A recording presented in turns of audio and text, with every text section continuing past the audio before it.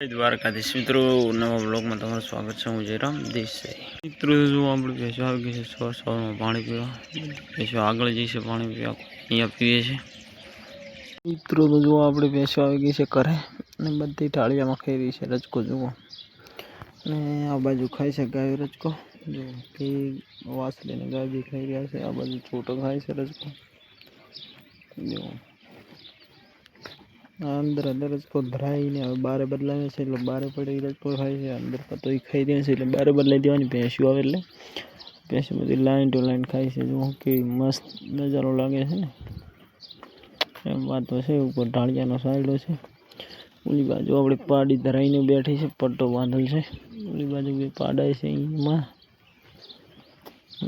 આવું કંઈક છે ખારી મિત્રો। થોડી વાર છે ભેંસો ખાઈ ગઈ છે, जो बताई दो आटलो ढगलो વધ્યો છે, બીજી બધી ભેંસો ખાઈ ગઈ છે।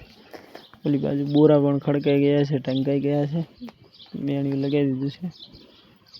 બીજા 2-3 બોરા બહાર પણ પડ્યા છે, ચીલનો પણ ફૂલ સ્ટોક છે આપણે મિત્રો। જો આપણે આ વાડે આવી ગયા છે, રેડલો બેડ છે, ઓલી બાજુ ગાયો બી છે, આ બાજુ બે છોટા બેસી ગયા છે। જો અહીંયા બધી ભેંસો બેસી ગઈ છે જો। અને સાંજે આપણે આવીએ એટલે બત્તી તો પાડવી જ પડે કે આપણી ભેંસો કેવી રીતે બેઠી છે। અને ચીંગડામાં હાકળ લઈ લીધી છે જો મિત્રો, લાટચી બીજી ભેંસો તો મસ્ત બેઠી છે।